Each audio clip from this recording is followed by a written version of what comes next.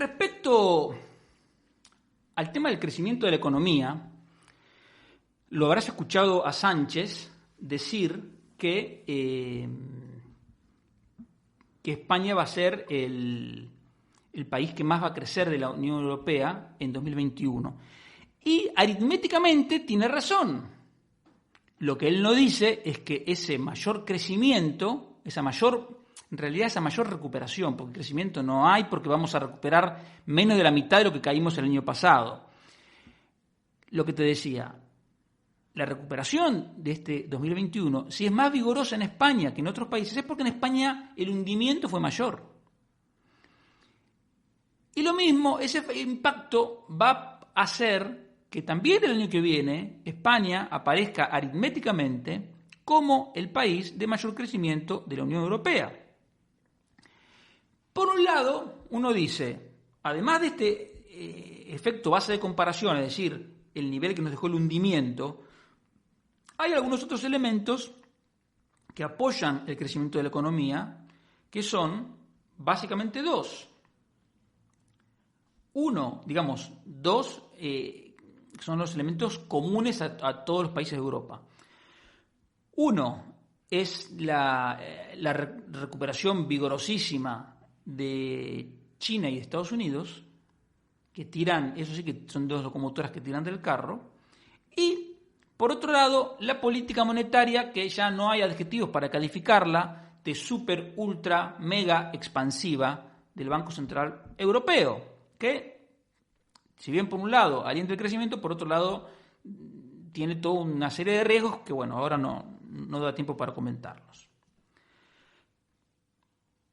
Pero en el caso particular español, hay un tercer elemento, además, te repito, que ya te dije, de la base de comparación. Y ese tercer elemento son una serie de efectos que actúan por única vez.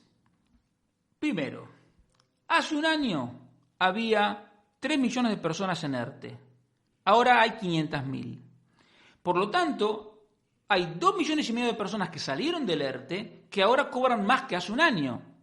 Porque hace un año estaban cobrando el seguro de desempleo y ahora están cobrando su salario. Es decir, están cobrando más. Es como si les hubieran aumentado el salario. En 2020, las familias como un todo ahorraron unos 65.000 millones de euros, es decir, más de 6 puntos del PIB, de más de lo que ahorran normalmente. En parte porque no tenían que gastar, en parte porque tenían miedo, entonces por prevención ahorraron. Bien, ese dinero, ahora que la cosa se va aclarando, se empieza a gastar. Y entonces eso también impulsa la demanda. Entonces, por un lado te dije, los 2,5 millones de personas que ahora están cobrando más que hace un año, el ahorro de hace un año que ahora se empezó a gastar. Ahora también la gente está ahorrando menos que hace un año, porque el ahorro se está normalizando. Entonces ese es un tercer elemento que también apoya la demanda. El turismo del exterior está muy lejos de normalizarse, pero el año pasado hubo 6 millones de pernoctaciones en el segundo semestre del año. Y este año podría haber 5 o 6 veces más. Y eso es mucho dinero, especialmente concentrado en Canarias, Baleares, Cataluña, Valencia, Andalucía.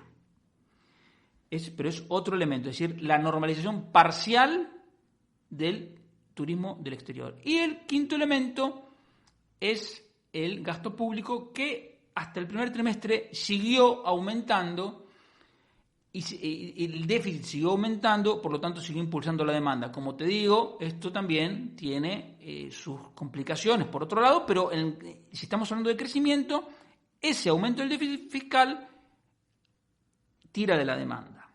Bien.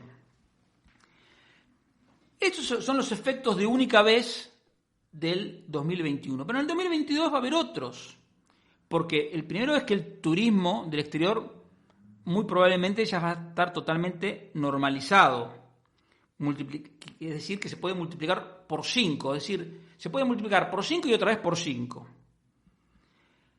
ya el año que viene no habría nadie en ERTE, por lo tanto son 500.000 personas que verían sus ingresos incrementados. Y el año que viene es cuando tendrán más impacto los fondos europeos, máxime cuando su implementación se está demorando. Bien, pero a lo que voy. Una vez que todos estos efectos de única vez dejan de actuar, y son, te repito, los efectos por los cuales la economía española va a poder ser la que más se recupere en 2021 y en 2022, a partir de ese momento, la economía puede, el ritmo de actividad puede enfriarse súbitamente a menos del 2%, que es su capacidad potencial, es decir, a menos de la mitad. Entonces, hay dos alternativas. O el gobierno aprovecha estos 2 años, llamémosle de crecimiento garantizado. Garantizado no hay nada porque dentro de 3 meses puede haber otra pandemia y se van todas las proyecciones al demonio. Pero, digamos, al día de hoy, con la información que se tiene, es razonable esperar que la economía española tenga 2 años de crecimiento más o menos garantizado por estos efectos de única vez que te digo. Bien, entonces, una posibilidad es que el gobierno aproveche esos 2 años de recuperación garantizada para hacer reformas. Ahora a cualquier cosa se le llama reforma, pero cuando yo te digo reforma me estoy refiriendo a cambios que reduzcan los costes de producir en España. Pueden ser reducciones de impuestos, pueden ser cambios normativos, mejoras en la regulación, apertura de sectores a la competencia, etcétera. Privatizaciones, todo lo que aliente la inversión y la reducción de costes por producir y trabajar en España. Entonces, una posibilidad es que el gobierno haga eso. ¿Por qué? Porque si el gobierno hace eso desde ahora, cuando llegue el 2023, todas las inversiones que se empiecen a realizar al calor de esas reformas tomarían la posta de los factores de única vez y la economía en 2023 podría, no te digo crecer al 5, pero en vez de menos del 2 podría a lo mejor crecer un 3 y poco. Bien. Y la otra posibilidad es que el gobierno no haga nada y entonces la economía crezca menos de 2. ¿Y cuál es el problema? Que creciendo menos de 2 no alcanza para absorber el paro, para reducir el déficit fiscal y para reducir el peso de la deuda a la velocidad deseable. Entonces, no hacer las reformas significa tener una economía con un crecimiento potencial menos que moderado y es vivir en la cornisa, porque cualquier viento que viene te tira y entonces estás en problemas. En cambio, si tú haces reformas, sales de la cornisa y empiezas a caminar por la acera sin temor al precipicio.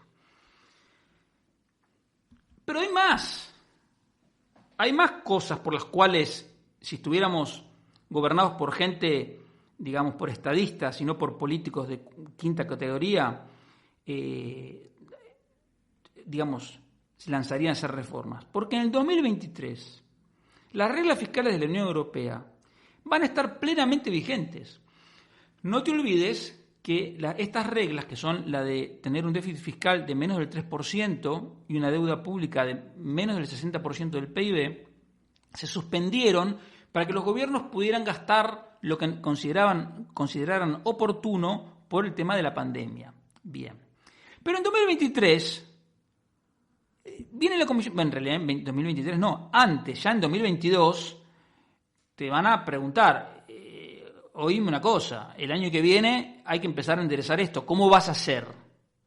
Entonces, la política fiscal, que hasta ahora fue, como te decía antes, irresponsable desde el punto de vista de la deuda y del déficit, pero al mismo tiempo impulsora de la demanda, la política fiscal, como te digo, no va a tener más alternativa que ser contractiva. Es decir, porque si la única forma que hay para reducir el tema fiscal es reducir el gasto o aumentar los impuestos. Lo haga de una forma o de otra, el gasto público no va a poder impulsar la demanda. Porque quiero pensar que el gobierno no está, pensar que el gobierno seguiría gastando es como que va a romper con la Unión Europea. Eso no me lo puedo ni imaginar, ni siquiera de esta gente. Pero hay más también. No solo es el tema de la política fiscal. La política monetaria. El Banco Central de Estados Unidos, de la Reserva Federal, ya dijo que probablemente en 2023 tengan que empezar a subir los tipos de interés. Antes, hace un mes, decían que en 2024. ¿Por qué? Por lo que siempre te digo, el monstruo de la inflación, una vez que sale, sale de la jaula, es muy difícil controlarlo. Entonces, tienen cierto temor los bancos centrales, porque saben que han cebado la bomba demasiado y ahora podemos estar en problemas nosotros, porque ellos, como te digo, van a seguir teniendo trabajo sin ningún problema. A lo que voy. En 2023 la política fiscal va a tender a ser restrictiva y la política monetaria no va a poder seguir con los estímulos a no ser que se vuelvan completamente locos. Entonces, si tienes en cuenta todo eso, es aún más importante que el gobierno empiece ya a hacer reformas. Pero ¿qué pasa? Que sabemos con qué bueyes aramos. Y los antecedentes que hay del sanchismo-leninismo no nos invitan al optimismo en cuanto al afán reformista del gobierno. Es peor la cosa en realidad. Las iniciativas que discute el gobierno, que está preparando el gobierno, son todas contrarias a lo que se necesita. Por ejemplo, la ley de vivienda que incluye el control de los alquileres. Por ejemplo, las restricciones a la contratación temporal, que quieren que en vez de contratar temporal se contrate de manera fija con el contrato de fijo discontinuo. La llamada armonización fiscal, que es subir el impuesto de sucesiones y el de patrimonio sobre todo a los madrileños, pero a todos los demás también. Más subidas de impuestos que tiene pensada el gobierno. Todo eso es lo opuesto a lo que se necesita para generar confianza e inversión. Bueno, y ni que hablar del tema de los indultos, que eso también mina la confianza. ¿En qué inversor se va a sentir tranquilo de invertir en un país donde un grupo de forajidos da un golpe de Estado, el Poder Judicial los castiga y viene un presidente y los indulta? O sea, ¿en qué cabeza cabe?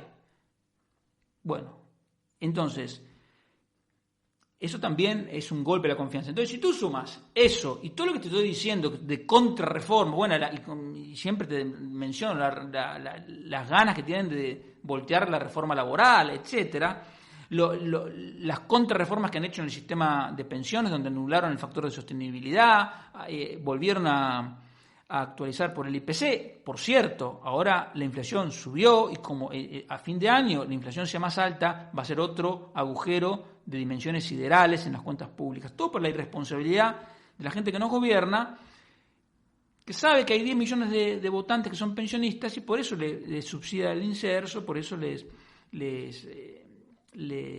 aumenta las pensiones con el IPC, aunque luego la economía tenga que reventar. La conclusión que yo saqué de esto, ¿cuál fue? Que es muy poco probable que Pedro Sánchez se arriesgue a tener una economía que se enfría en el último año de legislatura, en el 2023.